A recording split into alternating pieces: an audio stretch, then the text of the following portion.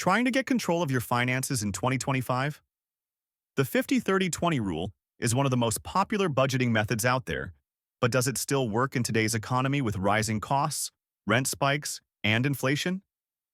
This budgeting strategy, which allocates 50% of your income to necessities, 30% to discretionary spending, and 20% to savings or debt repayment, has been a cornerstone for many in managing their money. However, as we navigate the complexities of a changing financial landscape, it's essential to reassess whether this formula remains effective for everyone.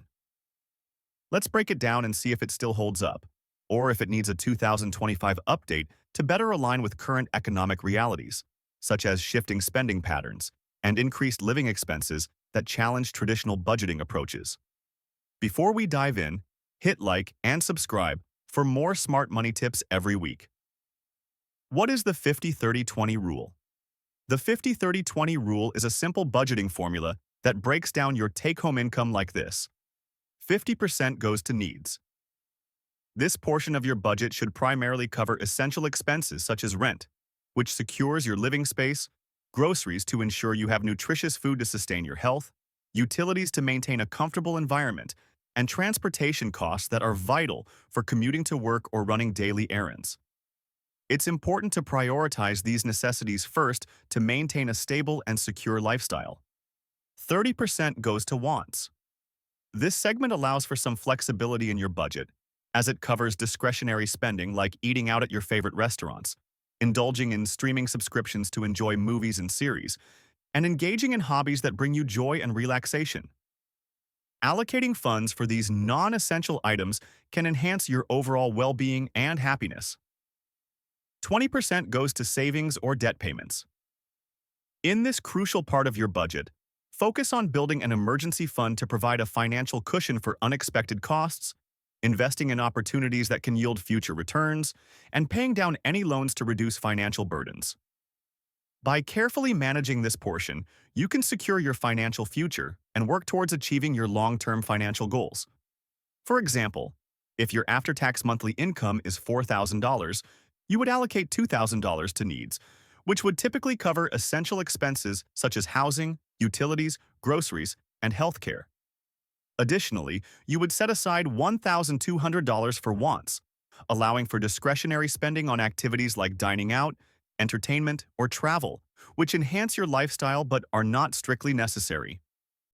Finally, the remaining $800 should be dedicated to savings and debt repayment, ensuring that you are not only preparing for future financial goals but also managing any existing obligations effectively to pave the way for a more secure financial future. It was popularized by Senator Elizabeth Warren and is loved for its simplicity and flexibility. You don't need fancy spreadsheets to get started.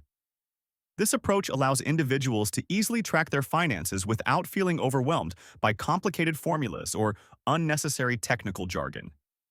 It encourages users to visualize their financial goals in an accessible way, making it suitable for everyone, regardless of their financial literacy. Additionally, this method fosters a sense of empowerment, giving individuals the confidence to take control of their financial futures and make informed decisions that align with their personal aspirations. The reality check in 2025. Here's the thing, 2025 isn't 2010. Costs have gone up significantly over the past decade, impacting almost every aspect of daily life. Rents in major cities are eating more than 50% of some people's income, leading to a growing housing crisis that forces many to make difficult choices about where to live, or even if they can afford to live in the city at all. Groceries and gas? Same story. Prices have surged, with families feeling the strain as they navigate the ever-increasing costs of essential goods and services. This economic environment not only influences personal finances, but also shapes broader social dynamics as communities grapple with issues of affordability and access. As we look toward the future, it's clear that adapting to these new economic realities will be crucial for individuals and families alike. So does the 50-30-20 rule still work? Yes, but with some tweaks. Think of it as a framework, not a fixed rule.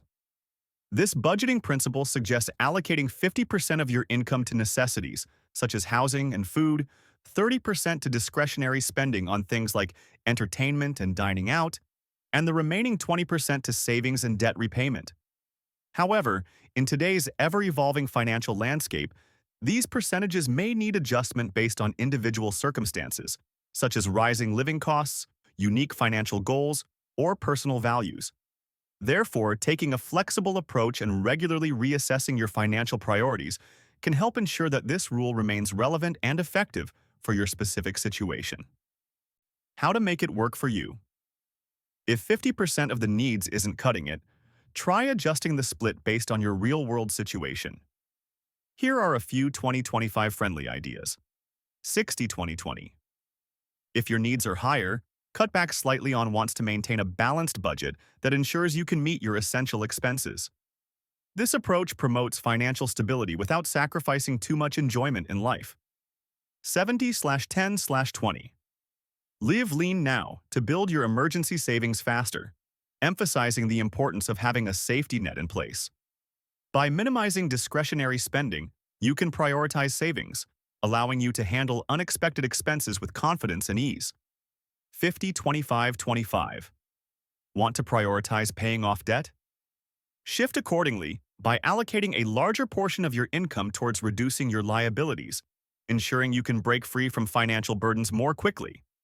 This strategy not only accelerates your journey to debt freedom, but also enhances your overall financial health, paving the way for future financial goals. The key is to stay intentional. Even if your ratios are different, the habit of tracking and budgeting is what builds financial freedom. The 50-30-20 rule still works, as long as you're flexible. Budgeting isn't about being perfect. It's about being aware, consistent, and realistic. In today's fast-paced world, where expenses can fluctuate and unexpected costs arise, adapting your budgeting strategy becomes essential. Being aware of your financial situation allows you to adjust your spending habits while ensuring you meet your essential needs. Consistency in tracking your expenses helps you identify patterns and areas where you can save, ultimately empowering you to stick to your financial goals. Lastly, having a realistic approach means understanding that life can be unpredictable, and it's okay to revise your budget as necessary to accommodate changes, all while striving for a balanced and fulfilling financial life. Let me know in the comments, have you tried this rule? What budget split works for you in 2025? If you found this helpful, tap that like button and subscribe for weekly videos that help you take control of your money.